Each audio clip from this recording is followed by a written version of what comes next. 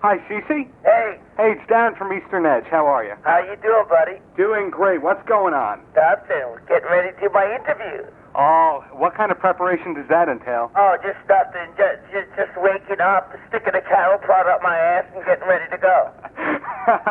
Okay, you ready to get this started then? I'm ready. Okay, now what's the most rock and roll thing you've ever done? Oh, God. Probably the mother and daughter teams has always been pretty hip. Really? So that wasn't just of legacy?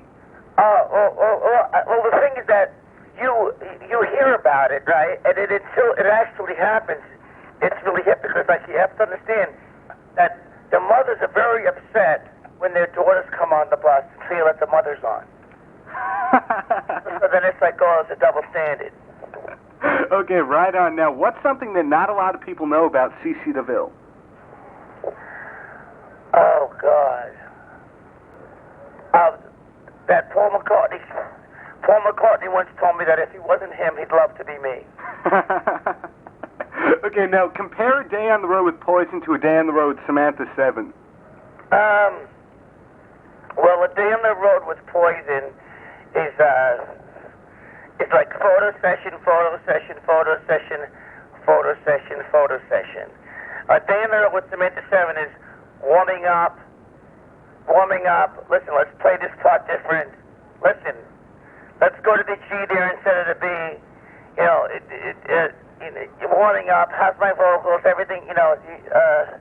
Oh, I got this new amp, or I got one is very, very look oriented, and one is very, very, very music oriented. So you change your songs a lot from night to night? Yes. Okay, sounds good. Always. We change the set. Because I don't have so much of a circus, like a preordained circus, it enables me to change my show every night. So I can, in other words, what happens is you get stale, because it's like every song there's a bomb that goes off at this certain time.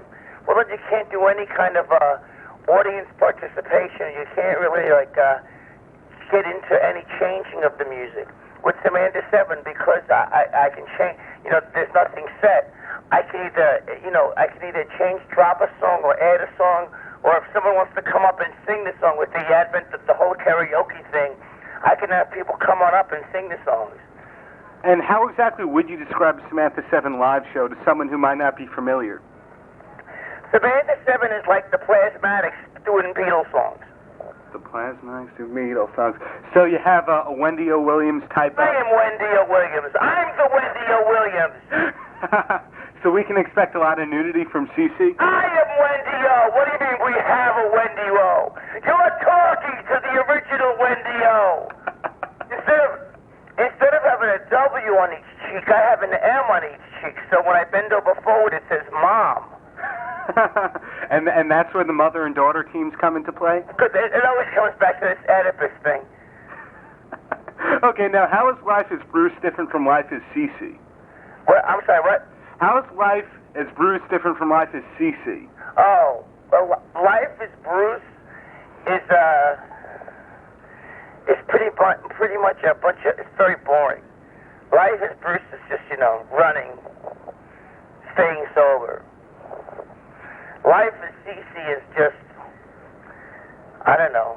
I bet you if I try, I can probably jump over the Empire State Building.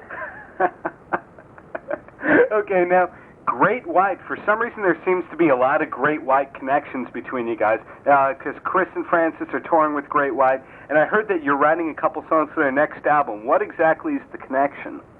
I don't know. They're just good friends of ours. And you know them back from their heyday? I know them from both heydays, right. From both heydays. I know them from when Poison was big and when Great White was big. I hung out. Excuse me. What happened was I started hanging out with them when we did like 2 years ago when Poison brought out Great White to the tour, they opened up for us, and I really got along with them a lot. Okay, and what can you tell me about this year's upcoming Poison tour? Well, right now, on tour we have scheduled Scorpions. I think it's going to be Scorpions, and we're talking with Motley Crue too. It's either Scorpions, Motley Crue, or Scorpions, Tesla, and Quiet Riot. Wow, that sounds like a very good deal. Yeah. But actually, I was meaning to ask, what was the purpose of the Power to the People album when you'd release Swallow This Live back in '92? I don't know. That's Poison in me. They just tell me what to do and I do it. I don't know what the purpose of that was. I would have rather have done an album than to just do it as a live album because I thought the first live album was really, really good. Well, is it true that there's going to be another Poison album in the works this year? Oh, I'm sure there will be. And should we be expecting in that case anything along the lines of the brilliant "I Hate Every Bone in Your Body But Mine"? You will be hearing great songs with you. I will make sure that I have enough great songs for Samantha 7 and for Poison. Okay, sounds like a good deal. Now, Brett had his country thing. Right. Oh, actually, for Great White, Poison and Samantha 7. I have a lot of songs to write. Oh, okay, more power to you. Power to the people, I guess you can say. Now, Brett has his country thing, Ricky's got his glam thing, you've got Samantha 7, which is pretty much a power pop deal. Right. And how long do you think it'll be before Bobby records an album of folk favorites? Well, Bobby has an album that he's recording right now called Where's Bob? And basically he has everyone coming into the studio and recording stuff, except him. But he's the executive producer of it. Really? Who's going to be on it?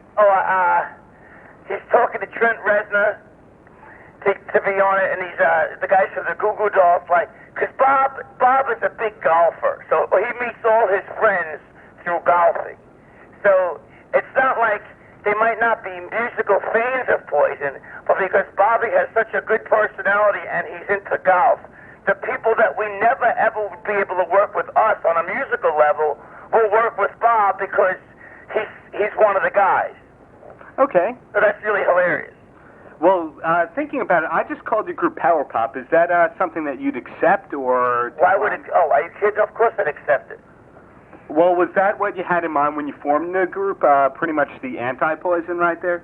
Well, the thing is... no, I wouldn't say anti-Poison because I like Poison's music. I just wanted to do Poison music up to date. To me, Poison up to date is like Blink 182.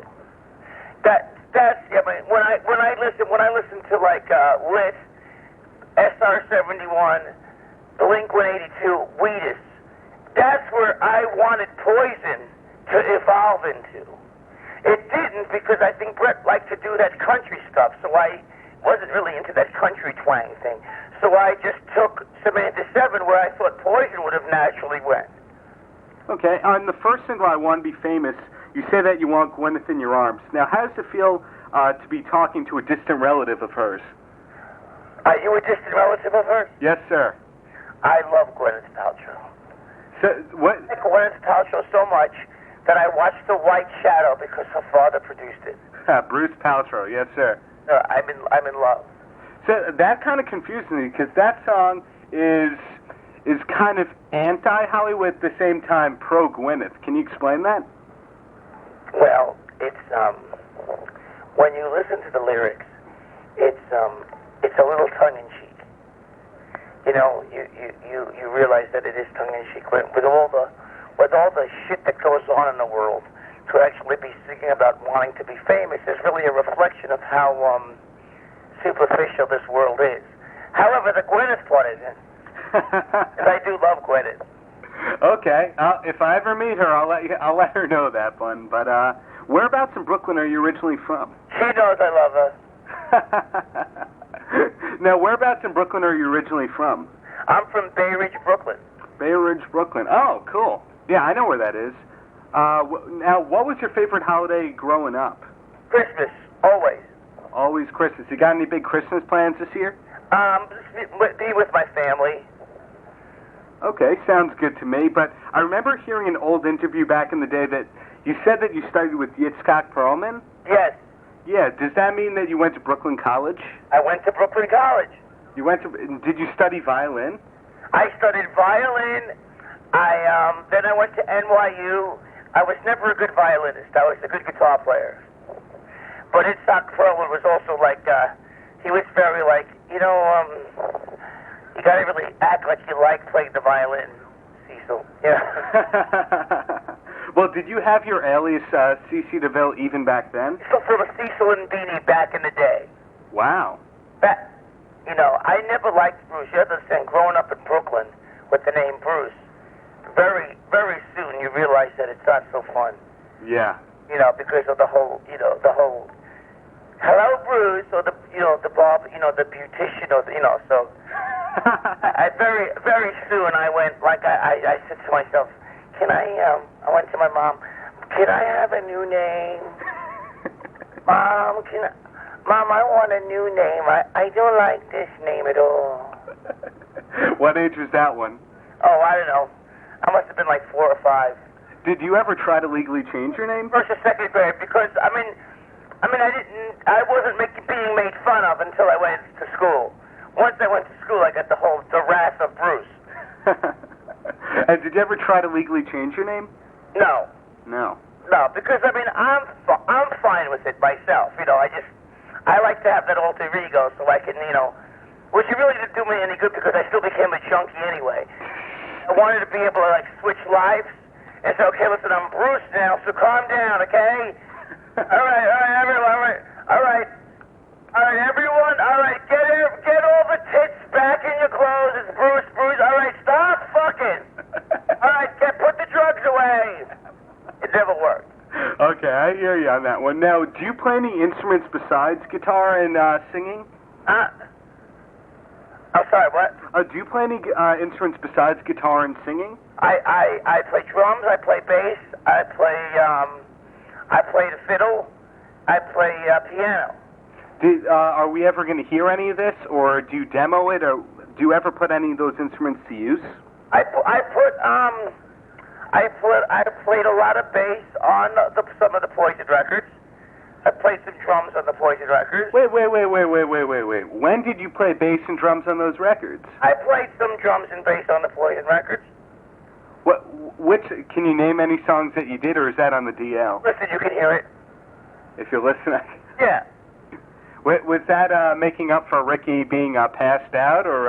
No. It was just a question of if Ricky wasn't around and we had to recut something, it was just easy for me to be there and do it. So some of your drumming is actually the final cuts on the albums? Yeah. Oh, as I said, could you name any songs, since it's obviously not in the credits? No. No. Couldn't name any. I really couldn't name them. Gotcha.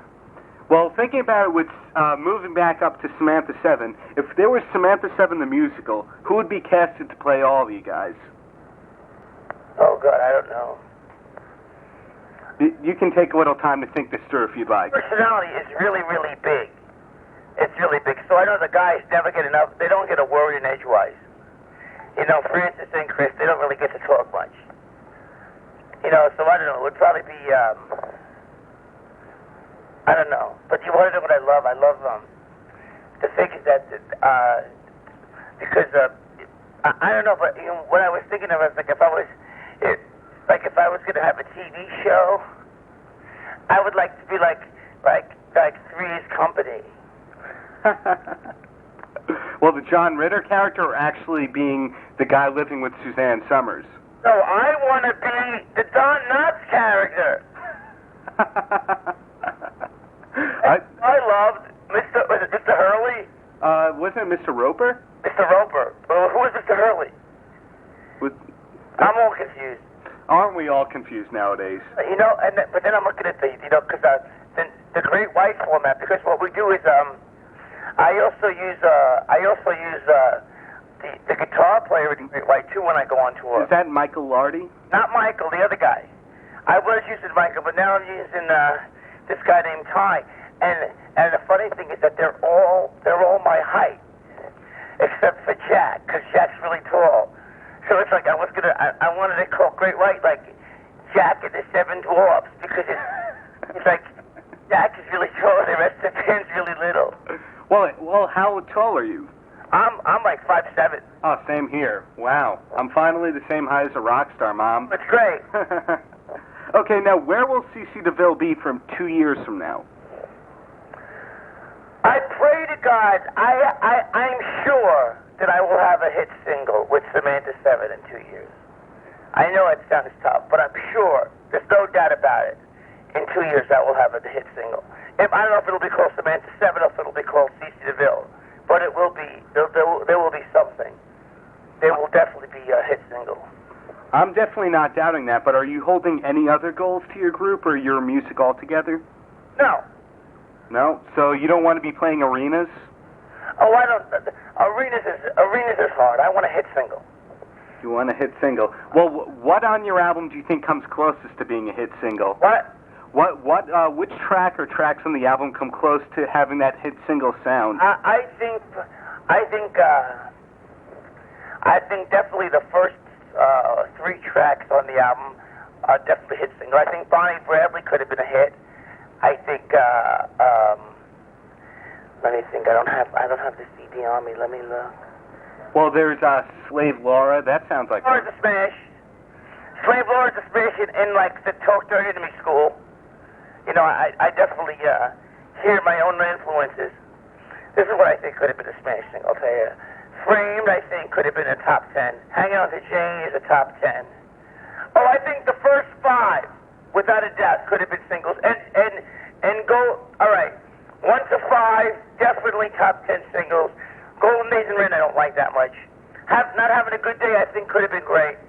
And Bonnie Bradley. I would say from 1 to 5, Good Day and Bonnie Bradley. Okay, so I take it that you'd love to work with Jack Blades again? Well, no, because it's I basically, they were my songs. Well, then what kind of role did he play as producer? Were you calling the shots, but you had to stamp his name on there? At the studio. Ah, okay. He let me do it. Well, actually, I would like to work with Jack again because he was very, very hands-off. He really let me do what I wanted to do. Okay. More producers should be that. Yes, that's what I mean. He didn't try to change everything I did. Okay. Now, finally, Cece, any last words for the kids? No. I don't. No last words for the kids? No positive advice you could give them, or? No last words. Tell them that I'll have new words for the new CD. Last word sounds final. Right. Well, when should we be looking for a new CD? Well, I'm working on a song right now called the Leukemia Song. Oh yeah, because I noticed you do a lot of charity work, like Rock and Roll Jeopardy. You were for them. I'm working on this leukemia song, which is a girl that has leukemia and she's the strongest one in the whole family. The whole family's dying around her. Oh. It's going to be a very good song. So are we looking for a lot of more charity work from you in the future? Because the one thing that I'm blessed with is I'm blessed with a big mouth and a pretty good wit. I'm going to be doing a couple shows with Politically Correct with Bill Maher. So people really love to, see me do what I do. Okay, more power to you. Now, before I let you go and prepare for what else you got in the day, I was wondering if you could do me a big favor now. What? Could you say something along the lines of, you've reached Darren's voicemail? Sure. Just do any kind of voicemail message. That'd be amazing. Sure. Whenever you're ready. Ready? Yeah. Hey, this is CC DeVille. And don't touch that dial. And don't put on the phone because it's Darren. You've reached Darren's voicemail because you didn't know this, but me and Darren used to get high and screw all these women. And I remember Darren used to screw a couple men too. But that's okay because he was always open-minded. So leave your name and number message and he'll get back to you as soon as he can. Bye. Okay, that was absolutely stellar, but I've got to tell you this, I don't know if you hear this a lot. You were the reason that I picked up guitar in first place. Really? So I got all the dead in the world to give to you. Oh, well, thank you. Are you pretty good? I'm no CC DeVille, but we can get pretty good. Oh, well, I thank God. And I absolutely love the record, despite what other people have said. It's literally in my How top many five. notes you played? It was about playing the right notes. Right, and now you're concise. That's what you are. Yeah, don't worry about playing all those notes. Just worry about playing the right ones. I mean, well, look what happened with all those 80 noodleheads. They burned themselves out of a job. Right. Even when I interviewed Yngwie Malmsteen, who's now doing his Shred Masters video, that's gotta suck. Yeah. Okay, well. Yngwie. Right. Well, much of a good thing sometimes isn't a good thing. Definitely. Like just case in point, drugs. Well, you know what? Everyone learns their lessons, and you're still the man. Simple as that. Yeah. Well, thank you. Well, listen, it was good talking to you. Paltrocast. So how you doing, buddy? Fabulous. Now, I gotta say, I interviewed you about a year and a half ago, and I still love the Samantha 7 record. Now, how does it feel hearing that? I love listening to it. I'm so proud of that record. I mean, I wish it would have done better. I wish it would have done something, you know. But I mean, I'm very proud of the record, and I still listen to it regularly, and that's the best compliment I can give myself, you know. But I really love it. But you know, you have to understand that it's kind of tough to try to break a brand new thing, and you know, it's very, very tough. We all don't have the courtesy, or we can afford the stature that Eminem is having right now, where you know it's almost a guaranteed thing. So it's a little difficult. Well, do you see yourself recording a follow-up or another solo album anytime soon? Yeah, sure. As soon as I'm done, I have another solo record to do. As soon as the Poison has had a chance, because Poison went right from the tour last year. Then we started writing the album, and then by the time the album got done, we had to go out on tour again. So we had no time to do anything. But it's good for me because I really haven't written any songs, so I haven't had time to write any songs. The Poison guys have been working me silly. Well, the songs that you have on Hollyweird, when you were writing them, did you say, hey, this is going to be a Poison song, or did you? How does it work? How do you know to divide up songs? Well, what happens is we all get in a room together and we all try to knock them all out. You know, we try to bang them up as best we can. Some songs, are more closely, to a certain person than other songs. You know, like The Emperor's New Clothes obviously was a song that I had written and then I just brought to the band because it was already written and it wasn't written in time for the Samantha 7 thing. So so I played it for the band and the band liked it. But there's other songs like Shooting Star, which I wrote the music for years and years and years ago, and then sometimes it takes a couple years to play for the band. I mean, that was rejected on Power to the People, and then I played it again just in case they might like it, and then this time they liked it. So the timing is right. The same thing with Welcome to Hollywood, the title track. Was that song used to be called "Don't Let the Back Door Hit You Where the Good Lord Split You." And obviously Brett didn't like those lyrics, so he said he came up with Welcome to Hollywood, and I'll let you decide which is the right one. So is Poison pretty much Brett has the complete final say on everything? Oh, I think Brett has a lot to say on almost everything. Yeah, I would say. That's why I do a solo thing. But I mean, I in the old days for the first 3 albums, I really fought for the ideas because I really thought that I was right. And then we'd end up fighting. So now I just try to be 1/4 member and try to get along with everyone, and that means creatively too. Bring 1/4 of the ideas, but if someone doesn't hear it, don't beat them up over it. I used to I would not take no for an answer. I'd be like, no, this is a great song, do it this way. No, this is a great song, do it this way, do it this way, do it this way. And I probably wasn't easy to work with, but I also have to say in my own defense that when I was like that is when we were selling records. True. We had hits, So I don't know if there's a correlation between that or this, but I gotta tell you, I get along with the band better now as more of a willing participant than as a quality control guy, because it's not worth it for me to not get along. I'd much rather get along with everyone than be looked at as so that. Sure. Once I joined up again, I really made it up. I made a promise that I wasn't going to try and bully my ideas, and bully, just be a bully with my ideas. And while it's tough, because while sometimes you really know the right way to do it, or you think you know what would make it work, you have to know when to say, no, listen, this is a band. The reason why this is a band is because everyone has a say, So that's when you have to sort of like be a grown-up and say, okay, listen, maybe let's try and do it this way. So it's a learning experience. So it's always a learning thing, and that's I can do this now because I'm older. But when I was younger, I didn't have any. I had no concept of learning how to compromise, especially with music. I'd be like, "What are you, nuts? I'm not going to compromise nothing. No, this is the right way. That's the wrong way. Fuck you." And while the music comes out, I think much better. I don't want three guys upset with me, so I'd much rather just go with the flow.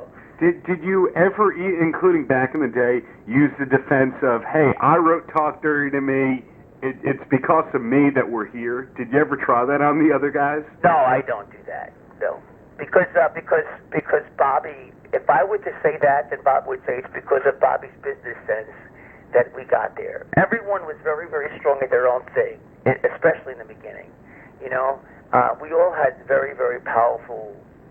In other words, let's be honest, it's a lot of luck. To say that it's only one reason why we made it, it's a million things. It's our management, as well as the band, as well as the timing, as well as the people that we have working with us.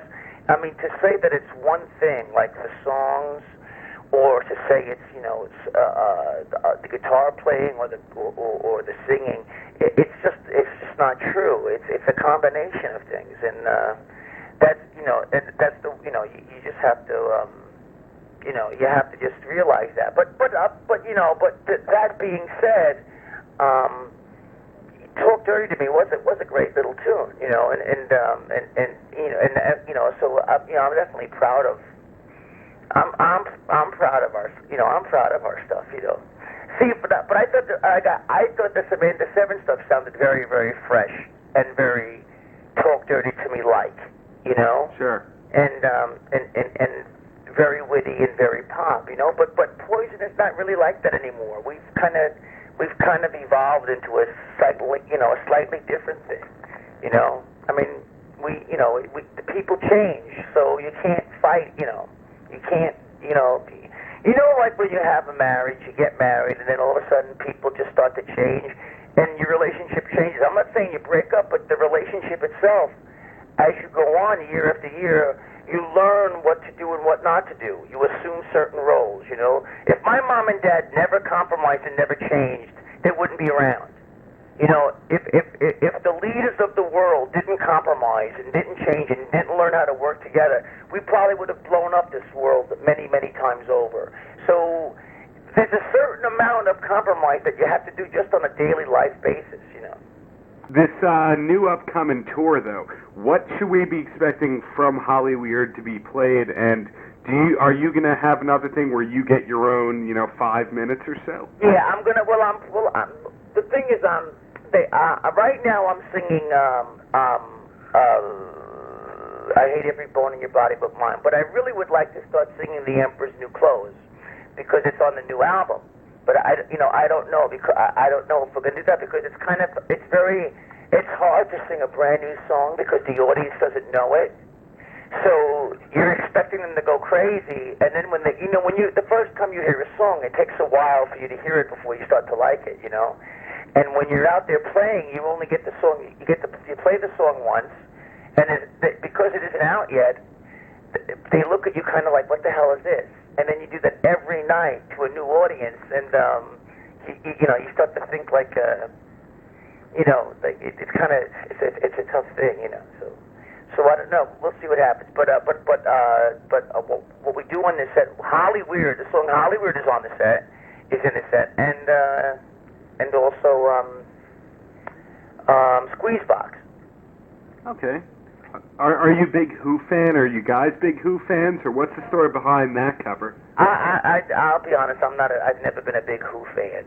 I like them, but I wasn't like a fanatic. Ricky came in with this idea to do Squeezebox, and lyrically it just seemed to make sense, and we tried it, and it really worked. But we've got to be honest. I'm not a real big, Who fan. I'm a big Beatles fan, but I wanted to do the long and winding road, and then I looked at us and said, we better not do that. Well, I heard a rumor that either this summer or the one before, you said you would do the tour completely for free if Cheap Trick would play it. Oh, I'm sure I said that many times. Yeah, because I would have done the show. Yeah, because I love Cheap. Cheap Trick's my favorite. And I heard you're also a diehard of the Ramones. Ramones fanatic too. Who are some of the other bands that really influenced your guitar playing? Lee Pickens of Blood Rock. There was a band in Texas that really I loved the way they played. I loved his guitar playing. God, I love the Dictators. I loved Twisted Sister. I loved all your guitar heroes, Randy Rhoads, Eddie Van Halen, all your standard heroes. I loved all those guys too. But the Ramones, the songs that whole Television, Tom Verlaine from Television was a great hero. Robert Fripp was a hero with King Crimson. So it's pretty eclectic. Being really, into a lot of those people, did that have to do with being from Brooklyn and saying, look, they grew up around me, or is it just coincidental? I think that when you go to the record store, you don't really know where they come from. But the Ramones, when I heard the Ramones, I was like, wow, that's great. Because they had a great sense of melody. The Ramones had great melody, and that was, that's really what I really would clue off of, So what do you think that Hollyweird is going to offer that, past Poison releases have not or would not? Oh, I don't know. I don't know if it's going to offer anything different. I don't know if it's going to offer anything new. It's just another group of songs. I don't know. I don't know if it's going to. I don't try to. I've never approached any of my records as trying to, do something different as much as trying to do something new or something better, but it's not necessarily different, I hope people love it. That's the only thing. But I think the band sounds really good, and it's a lot of fun. Where did you record, and how long did you take to do it? We did it in about a month, and we did it at A&M Studios and at a friend of mine's house. A friend of yours' house? Yeah. Who is the guy who produced it again? I'm blanking because my friend stole the CD for me, but Tom Panunzio. He's famous for doing a lot of heavy bands. So he gave us like a little bit heavier sound. He does a lot of Ozzy stuff and Motorhead and stuff. So I thought that would have been a nice change for us to be, to have a heavy-handed producer. Cool. Now, you got the record coming out soon, you got the tour. Does that mean that since you have a new record, that you might ever be touring in the fall or winter again? Or I have no idea. I would like that, but I don't know. But it's a good point. It would be nice to be able to tour year-round, but, that opens up another thing, which I don't, that's the type of thing I really don't know that much about. I'm just grateful that I can tour in the summer, but I would love to tour. I would love to tour. Whenever if people want us to see, I'd love to play. I'm pretty bored when I'm home. well, are you still jogging at least 10 miles a day? No, not 10. 8. 8. I never jogged at 10. I mean, I usually do. Oh God, I sound like an addict. I hate talking like this because when I actually talk about it, I realize how fucking absolutely absurd it is. But I usually do like 6 to 10 miles. But usually 8 miles is my lucky number. Usually 8 miles a day. And you're able to do that while on tour. And I try not to, and I try not to do less than that. And I know that's, when you just hear that, it just really, I'm realizing what a friggin' problem I have. I have a problem because, I mean, God, you know, I mean, yesterday I did my run, I came back, and then it was so beautiful out. There's a view right now, like, you know, I'm in Mobile, and so then I wanted to go explore. So then I got home, I rested for about maybe 5 or 10 minutes, and I had this need to go run out again. So then I ran and I went to all the shipyards, all the way down. Well, I must have went down about 5 miles. So then I had to come back. So that was probably about 10 miles. It took me about an hour, like an hour and a half. But yeah, I don't know. When I get on tour, it's easier to run for me because when I'm at home, I run the same path. You know, I go down my same streets. And the motivation is hard. But when I'm on tour, every time I get off that bus, sometimes it's bad, sometimes there's no place to run. We've been in a couple places where, like, we've been, like, on the fringe of the city, and, like, it's like one of those, like, freeway hotels. And you get off the freeway, and then you're on the hotel. And there, the only place to run is on the shoulder of the freeway. And that's harrowing, to say the least. I hate that when you know, because once you're in these small towns, they don't go 55. They're doing 80 and 85 miles an hour. And when a semi comes by, you can be sucked into the street really easy. Really, it's scary. But you know, but for the most part, you come into a town and you're motivated to run because you want to see the town. And you know, I'm too cheap to get in a cab. So it sort of helps both ways that I run, I exercise, and I get to see the town, basically. And it's always a fresh thing. Like maybe I'll discover a new trail or something, you know, as opposed to every day doing the same exact run when I'm home. It gets very tiring, you know, boring. Well, what do you like to do beyond the running when you're completely free from music? I love to eat. And I love to run. I run to eat, and I eat to run. The only reason why I run so much is because I cannot stop eating. If I was able to curb my appetite, I would probably be able to run a lot less. But I'm a fat person. I mean, I'm truly a fat person inside. My genetic makeup is a very, very fat person. You know, I can't help it. That's just the way it is. So if I need to be obsessive to try to keep my weight down. But I mean, food to me food has always been one of the most wonderful things. In fact, the most wonderful time of the day is right around a meal time, whether it's breakfast, lunch, or dinner. I'm always in a little bit better mood, you know. And if I do my run, I can basically eat guilt-free, you know. So that's what's good. Hey, sounds great to me, as long as the catering's good on this tour. The catering is always great. The catering is, that's the problem. I always joke that everyone in the catering all over the country, they cook in butter and sugar, no matter what. We're going to make steak, yeah, but you need to put it in butter and sugar. Because everything tastes so good, and it's also like freaking heart attack on a plate. But it's, But I love the catering food. But that's why I run. Though I run so I can enjoy it. You know, I would hate to. You want to see me in a bad mood? Is when you're dieting. When I'm dieting, forget it.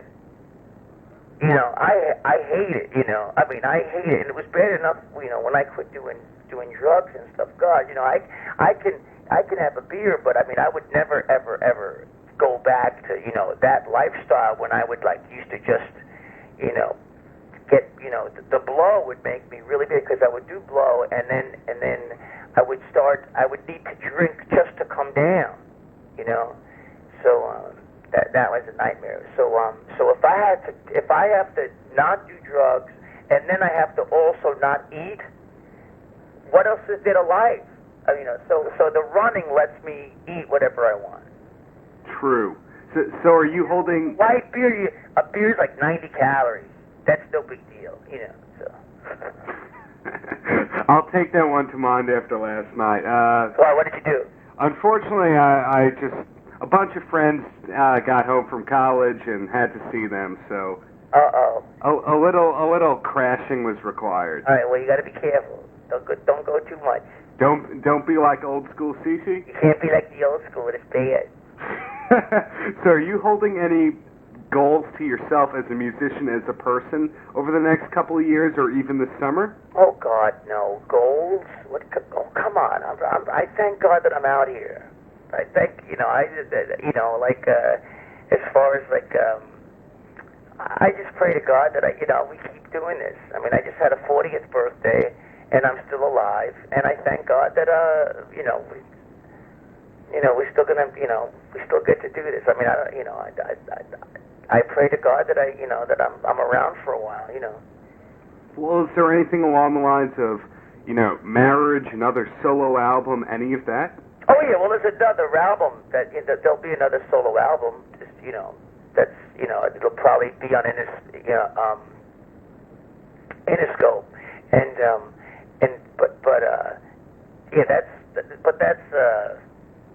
that's not really a goal. That's really that's like something that I just like, as therapy.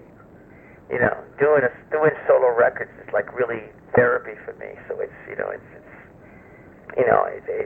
something that almost I have to do it. What exactly happened with the first solo record you did when you first left Poison? I just wanted to do my solo record, and I just wanted to just go and really give that a chance, But did that record ever come out? I remember you had a song on a soundtrack. The first solo record you did? Oh, the very, very first one. Yeah, with Joey and all them. Oh yeah. But then I had a Needle Park was with Kelly Hansen and James Kotat, and that was nothing ever came out. I got a lot. That was from Hollywood Records. I got a shitload of money, and you don't give a drug addict $1.5 million